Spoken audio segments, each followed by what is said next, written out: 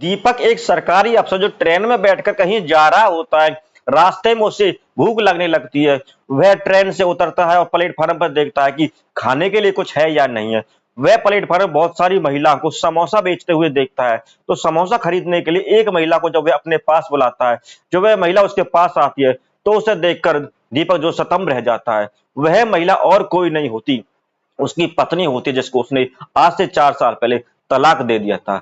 आखिर उस महिला को समोसा बेचने की नौबत कैसे आ गई? वह इतनी अच्छी खासी तो नौकरी में लगी हुई थी और वह लड़की समोसा कैसे बेच रही है? इस कहानी की पूरी जानकारी लेने के लिए, पूरी सच्चाई जानने के लिए वीडियो में अंत तक बने रहिए। वीडियो को लाइक कीजिए, चैनल को सब्सक्राइब कीजिए ताकि मेरा हौसला बढ़ता रहे। नमस्कार दोस्तों, स्वागत है आपका हमारे यूट्यूब चैनल। दोस्तों, एक मधु नाम की लड़की होती है, उसके परिवार में उसके माता पिता होते हैं। मधु जो है पढ़ने लिखने का बहुत शौक होता है, पढ़ने में बहुत ही होशियार होती है। मधु जो है पढ़ लिख कर सरकारी अफसर बनना चाहती है और वह अब शादी के योग हो जाती है। उसके माता पिता उससे कहते हैं कि बेटी तू शादी कर ले, तू शादी के योग हुई है। लेकिन मधु अपने माता पिता से कहते हैं कि मम्मी पापा मैं अभी शादी नहीं करना चाहती, मैं अभी पढ़ लिख कर सरकारी अफसर बनना चाहती हूँ, उसके बाद ही मैं शादी करूंगी। लेकिन मधु के जो माता पिता उस पर दबाव डालते हैं कि बेटी तू पढ़ तो बाद में लेना, सरकारी अफसर बाद में बन जाना, तो अभी तू शादी के योग हो गई है, पहले शादी कर ले। मधु जो अपने माता पिता की बातों में आ जाती है और पहले शादी करने के लिए हाँ कर देती है। अब जो है मधु के माता पिता मधु के लिए दीपक नाम के लड़के को तलाश कर लेते हैं, ढूंढ लेते हैं। दीपक भी पढ़ने लिखने में बहुत अच्छा होता है, वह भी पढ़ लिखकर एक सरकारी अफसर बनना चाहता है। अब दोनों ही सरकारी अफसर बनना चाहते थे। दीपक और मधु की बड़े धूमधाम से शादी हो जाती है। मधु जो है दुल्हन बनकर दीपक के घर में आ जाती है। कुछ दिन तक मधु जो है दीपक के घर में अच्छे से प्यार से रहते, उसके माता पिता की अच्छे से देखभाल करती और सेवा करती थी। कुछ महीने तो सब कुछ अच्छे से चलता रहता है। अब दीपक जो है सरकारी नौकरी की तैयारी करने के लिए, दीपक को पढ़ाई के लिए दिल्ली आना होता है। दीपक दिल्ली पढ़ाई के लिए आ जाता है। मधु जो है दीपक के घर में अकेली रह जाती है, उसका मन नहीं लगता है बगैर दीपक के। अब वह अपने माता पिता से कहती है कि पापा दीपक तो पढ़ाई की तैयारी करने के लिए दिल्ली चला गया है और मैं भी पढ़ने के लिए अपने घर आना चाहती हूँ, आप मुझे अपने पास बुला लीजिए।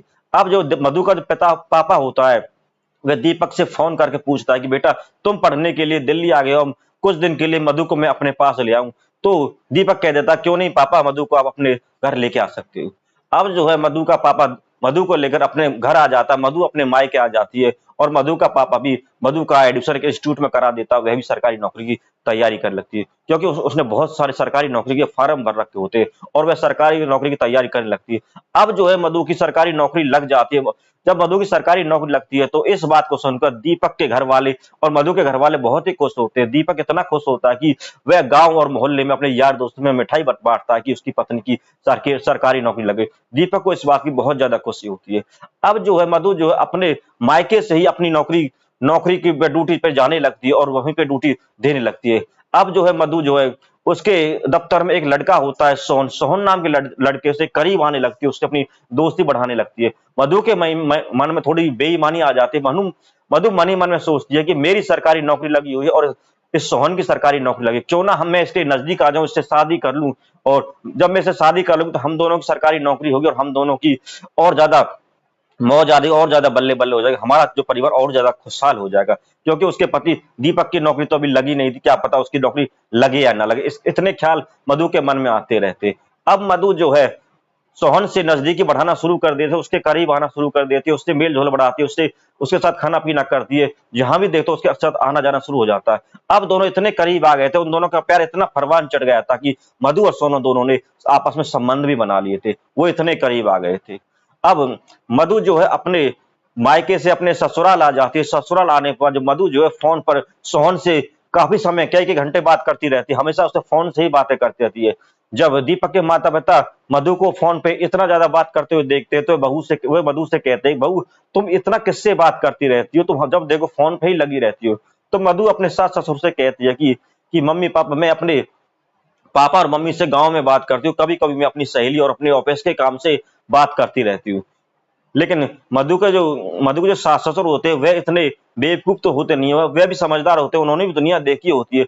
जब वह मधु के पास जाते हैं तो मधु बात करना बंद कर देती है। यदि यदि कोई अपना किसी रिश्तेदार से या अपने माता पिता से या किसी ऑफिस के किसी आदमी से बात करेगा तो वह किसी के आने के बाद चुप नहीं होगा, अपने फोन को बंद नहीं करेगा, लेकिन मधु ऐसा कर दिया करती थी। अब इस बात की खबर दीपक के माता पिता दीपक को भी दे देते हैं। दीपक दिल्ली से पढ़ाई छोड़कर अपने घर आता है और अपनी पत्नी से को समझाता है कि तुम इस तरह घंटों घंटों किससे बात करती रहती हो। तो वह कहती है कि मैं किसी से बात नहीं करती हूँ, अपनी सहेली या अपने माता पिता से बात करती हूँ, कभी कभी मुझे ऑफिस के किसी साथी से बात करना होता है। लेकिन जब दीपक बार बार मधु से पूछता, मधु बिल्कुल उसे बताती नहीं है और दीपक और मधु के बीच में झगड़ा हो जाता है। झगड़े के कारण मधु जो है अपने मायके आ जाती है और मायके जब मधु को छोड़ने के लिए दीपक आता है तो दीपक जो मधु के पापा से कहता है, पापा जी आपकी बेटी जो है फोन पे न जाने किस लड़के से बातचीत करते रहती, हम उससे पूछते तो हमें बताती नहीं है। इस पर मधु कहती है कि पापा इसकी तो सरकारी नौकरी लगी नहीं है, मेरी सरकारी नौकरी लगी, ये मुझसे इस मामले में जलता है। अब जो मधु का जो पापा होता है उसे भी इस बात पर विश्वास हो जाता है कि शायद मेरी बेटी सही कह रही है। अब जो है कुछ दिन के बाद दोनों का कोर्ट में तलाक हो जाता है। मधु और दीपक दोनों अलग अलग हो जाते हैं, दोनों का तलाक हो जाता है। अब दीपक जो है अपनी सरकारी नौकरी की तैयारी फिर से जुट जाता है और कुछ दिन के बाद वह एक सरकारी अफसर बन जाता है। अब दीपक भी सरकारी अफसर बन जाता है। सब तो उसके माता पिता दीपक से कहते हैं बेटा तेरी नौकरी भी लग गई, अब तू अपनी शादी कर ले, अपने घर को फिर से बसा ले। लेकिन दीपक कहता है पापा मम्मी मैं अब शादी नहीं करूंगा, शादी करने के बाद क्या पता दूसरी वाली भी ऐसी आ गई तो मेरा जीना हराम कर देगी। अब दीपक शादी नहीं करता और अपनी नौकरी में इतना बिजी हो जाता है कि उसे शादी का ध्यान भी नहीं रहता, वो अपने काम में बहुत ही व्यस्त हो जाता है। धीरे धीरे यही समय बीतता रहता है। दीपक को एक दिन सरकारी काम से कहीं जाना होता, वह ट्रेन से जा रहा होता। जैसा कि मैंने शुरू में आपको बताया कि एक सरकारी दीपक नाम का सरकारी अफसर ट्रेन से कहीं जा रहा होता। रास्ते में दीपक को भूख लगती है तो भूख के कारण वह जब ट्रेन से नीचे उतर कर देखता है तो प्लेटफार्म पर वह समोसे बेचती हुई बहुत सारी महिलाओं को देखता है। उन महिलाओं में से एक महिला को अपने पास बुलाता है तो वह महिला और कोई नहीं दीपक की पहली पत्नी होती है जिसको उसने 4 साल पहले तलाक दे दिया था। अब जब दीपक उस महिला को देखता है तो पहचान लेता है, उससे कहता है कि मधु तुम यहाँ कैसे, तुम्हारी तो अच्छी खासी नौकरी थी, तुम्हारी बहुत अच्छी नौकरी चली, तुम्हारा पति भी जिससे तुम प्यार करती थी वह भी सरकारी नौकर था, फिर तुम्हारी ऐसी कैसी नौबत आ गई जो तुम्हें इस तरह रेलवे स्टेशन पर समोसे बेचने पड़ गए। अब जो है मधु की आंखों में आंसू आ जाते हैं। मधु जो रोते हुए दीपक से कहती है कि दीपक मुझे माफ कर दो, मैंने तुम्हारे साथ बहुत गलत किया है, मुझे तुम्हारे साथ ऐसा नहीं करना चाहिए।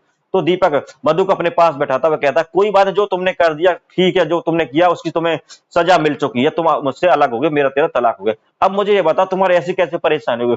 तो जब वह दीपक को बताती है कि तुमसे तलाक लेने के बाद मैंने जो है मेरे जो ऑफिस में लड़का था सोहन, मैं उसके नजदीक आ गई थी, करीब आ गई थी, मैं मेरे मन में बेईमाना आ गया था। मैं सोचने लगी थी कि अब मेरी भी नौकरी इसकी भी नौकरी, इसलिए हम दोनों शादी कर लेंगे तो हम दोनों का जो है जिंदगी और भी खुशहाल और अच्छे से चलने लगेगी। लेकिन जो सोहन था, सोहन मुझ पर अपना जोर जबरदस्ती से अपना काम करा था। जब मैं ऑफिस में रहती थी तो मुझे अपनी धमकाकर डराकर अपना काम कराता। वो कहता था कि ये आज फला आदमी आ रहा है, फला आदमी से पैसे लेना, इसका काम कर देना, मुझसे ऐसे जोर जबरदस्ती देकर अपना अपना काम करवाता रहता है। एक दिन मैं ऑफिस में बैठी हुई थी, एक आदमी को पैसे लेके आने थे, वो पैसे मुझे देने वाला था। मैं उसी के जा रहे ऑफिस में बैठी हुई थी, वह आदमी आता है और मुझे पैसे दे देता है और जैसे ही मुझे पैसे देता है तुरंत मुझे रिश्वत के आरोप में गिरफ्तार कर लिया जाता है और मेरी नौकरी चली जाती है।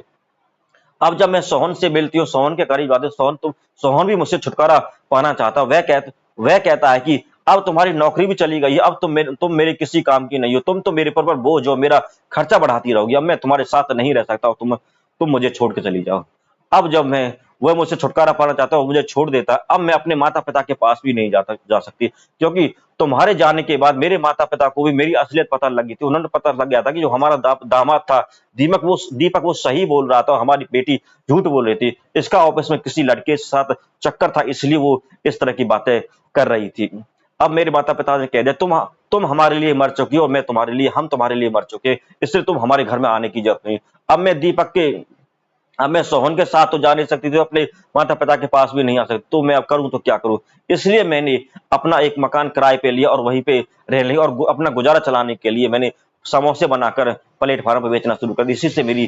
इसी से मेरा गुजारा होता रहता है। अब जो है इस बात को बताकर दीपक के सामने मधु फूट फूट कर रोने लगती है। वह कहती है कि मुझे माफ कर दो दीपक, मुझसे बहुत बड़ी गलती हो गई, मुझे अपना लो, मैं तुम्हारे साथ रहना चाहती हूँ और तुम्हारा घर अच्छे से बसाना चाहती हूँ। अब इस बात को सुनता है तो दीपक मन ही मन में सोच कहता है कि तुमने जो मेरे साथ किया, तुम्हें उसका फल मिल चुका है। अब तुम शायद इसी के लायक हो।